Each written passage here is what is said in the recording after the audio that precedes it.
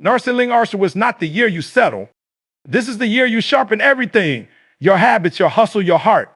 Eric Thomas said it best. Don't aim for average, aim for exceptional. Every morning you wake up, you get a fresh chance to outgrow the old version of you. So stop waiting for the you perfect moment created. Push yourself past comfort, past excuses, and into excellence. Because perfection isn't a destination, it's a standard. And today, you raise yours. Perfection isn't about being flawless. It's about holding yourself to a higher standard than the world expects from you. When I talk about strive for perfection, I'm not telling you to chase something impossible. I'm telling you to demand the best version of yourself every single day. I remember waking up in abandoned buildings, cold, hungry, and angry at life. I didn't have a blueprint, I didn't have guidance, and I definitely wasn't living anywhere near perfect. But even in that chaos, I made a decision. I was not going to let my environment define the level I operated on. I had to raise my own standard before anything around me could rise. And when you come from struggle, perfection sounds like a luxury, but it's not a luxury. It's discipline. It's deciding that you're not repeating the same mistakes. You're not accepting the same excuses, and you're not settling for the same mindset that kept you stuck. I had to learn that excellence wasn't going to magically show up just because I wanted it. I had to force myself to elevate everything: my thinking, my circle, my habits, my work ethic. I used to lie to myself, talking about one day maybe, when things get better. Nothing changed until I changed what I demanded from myself. Amanda. Perfection is the standard you pursue because the world will always try to make you comfortable with average. I remember the nights I wanted to quit, the days I felt like nobody understood how hard it was, the moments when giving up felt easier than pushing through. But I also remember telling myself that if I wanted more, I had to be bitch more. I couldn't afford to operate at a level that matched my pain.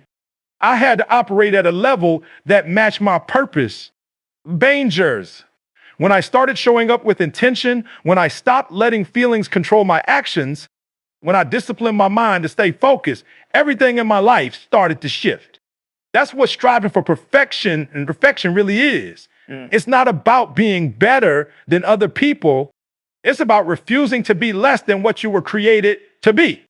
You owe it to yourself to raise your standards so high that your old self wouldn't even recognize the person you become. And so today, stop aiming for just good enough.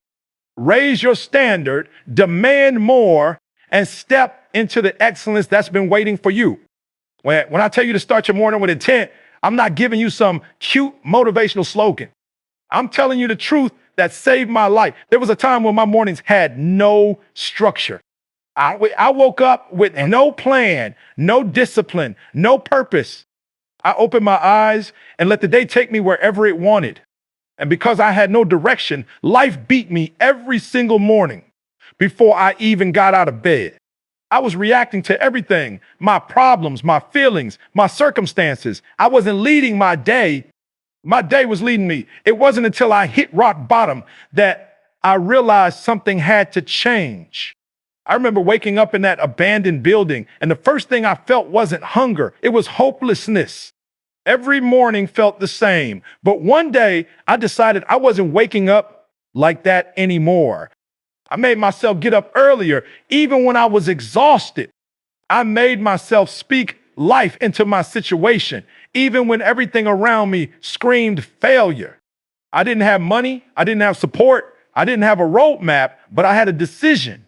And that decision was to start every day with intention. Man, I began to understand that how you wake up determines how you fight. If you wake up lazy, the day will beat you. If you wake up unfocused, distractions will own you.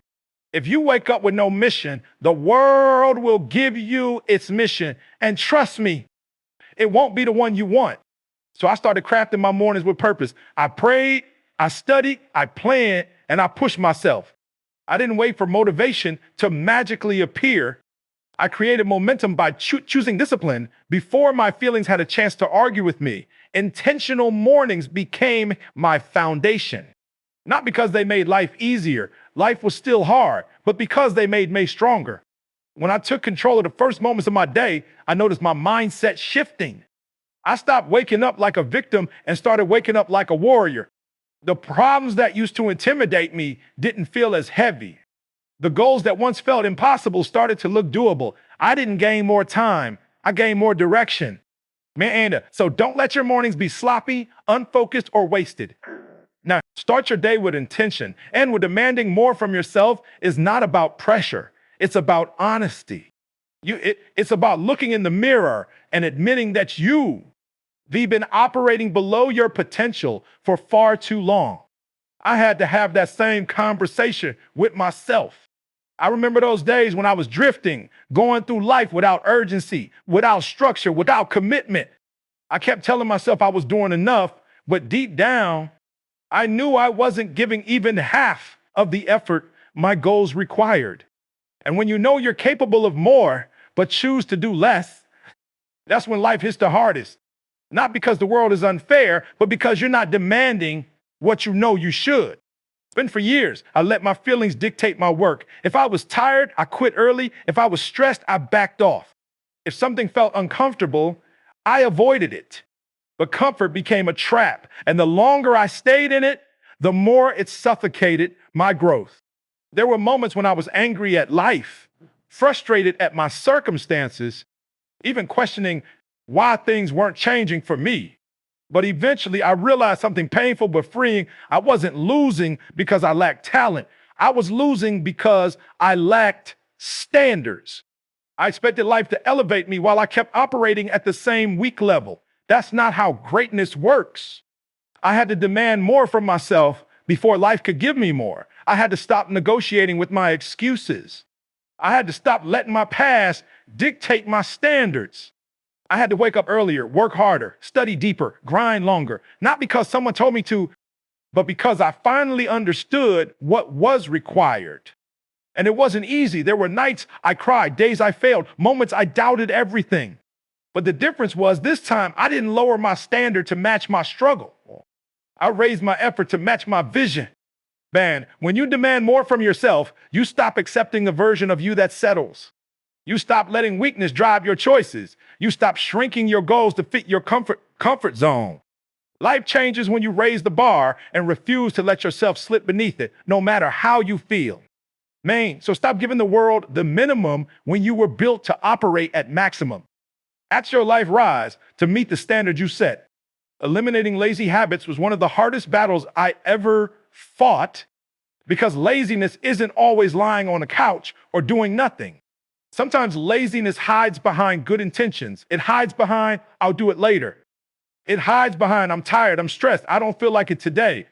I used to convince myself that I was working hard, but when I looked at my results, nothing was changing. I realized it wasn't that I didn't want success. I just had too many habits that were killing my progress before it even started. Ben, I remember waking up in those rough years, telling myself I'd get serious tomorrow. Tomorrow I'd read. Tomorrow I'd study. Tomorrow I'd grind. Tomorrow I'd fix my life. But tomorrow kept coming and I kept staying the same. I didn't understand that every time I hit snooze, every time I skipped something important, every time I pushed off what needed to be done, I was training myself to accept being average. Laziness isn't a one-time decision. It's a lifestyle you build one small compromise at a time. Man, it took me years to understand that your future can't grow when your habits keep choking it. I had to get brutally honest with myself. I had to acknowledge that the late nights of doing nothing weren't helping me. The excuses weren't helping me. Wasting time wasn't helping me, and nobody was coming to save me from the habits I refused to break. I had to do that work. I had to force myself into disciplines that felt uncomfortable. I had to get up when I didn't feel like getting up. I had to stay focused when distractions were calling my name. And trust me, there were days I hated it. There were days I wanted to quit. Days when my old life, my old habits were pulling me back because they were easier.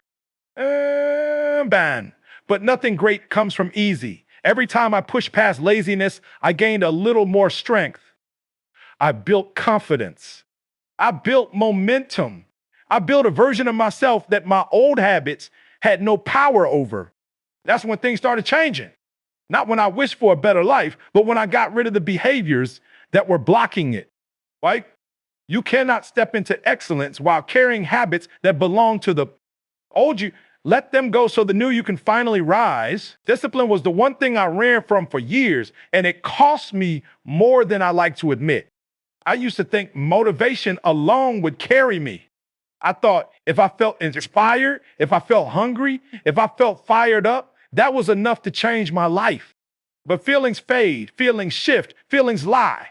I had days where I woke up ready to conquer the world, and the very next morning, I couldn't even conquer getting out of bed. That inconsistency kept me trapped in the same cycle, wanting more, dreaming big, but never building the structure to actually sustain it.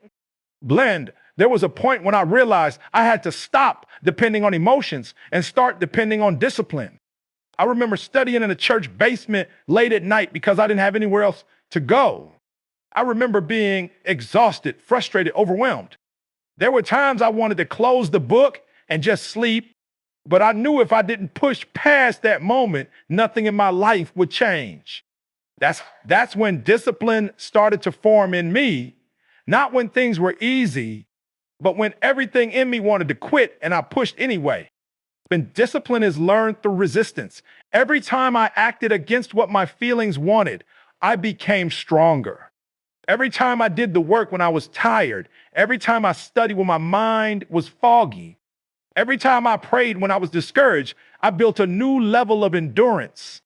I had to train myself to show up whether I felt inspired or not. And slowly, my discipline became the engine that my dreams could finally sit on. Bennett, you can't just want success. You have to be structured enough to hold it. You can't just pray for a better life. You have to be disciplined enough to maintain it. I had to create routines, systems, and habits that locked me into my goals so tightly that even on my worst days, I was still moving forward. That's what discipline does. It protects you from the version of yourself that quits too easily. It keeps you consistent when the excitement dies. It builds the kind of strength that motivation alone can't touch. At some point, you have to stop being driven by how you feel and start being driven by who you said you would become, because discipline is the bridge between intention and transformation. Outworking my old self was the real turning point in my life. For a long time, I wasn't competing with the world. I was losing to the version of me that loved comfort, that loved excuses, that loved doing just enough to survive. That old version of me was strong. That version had habits, patterns, and mindsets that kept pulling me back every time I tried to move forward. And I had to admit something painful. My biggest enemy wasn't my environment, my circumstances, or the people around me. My biggest enemy was the me I kept choosing to be. Meaning, there were days when the old me tried to take over. Days when I woke up and didn't want to grind. Days when I didn't want to read, didn't want to study, didn't want to push. I remember those early mornings when the cold air hit my face and every part of me said, just go back to sleep. I remember sitting in class, tired from working and studying all night, thinking, what's the point? Nobody expects anything from you anyway. I remember fighting that internal voice that kept telling me I wasn't good enough, wasn't smart enough, wasn't disciplined enough to build the life I wanted. Right? But I also remember the moment I realized the old me had to die for the new me to live. I had to outwork the version of myself that quit. I had to outwork the version of myself that ran from responsibility. I had to outwork the version of myself that made decisions based on pain instead of purpose. That meant doing things that felt uncomfortable. That meant waking up earlier, staying up later, studying harder, praying deeper, and refusing to negotiate with my weaknesses. Melinda, every time I chose action over excuses, the old me lost a little bit of power. Every time I showed up when I didn't feel like it, I became someone stronger. That's the real growth. Not when life gets easier, but when you become tougher, wiser, sharper, and hungrier than the version of you that used to settle.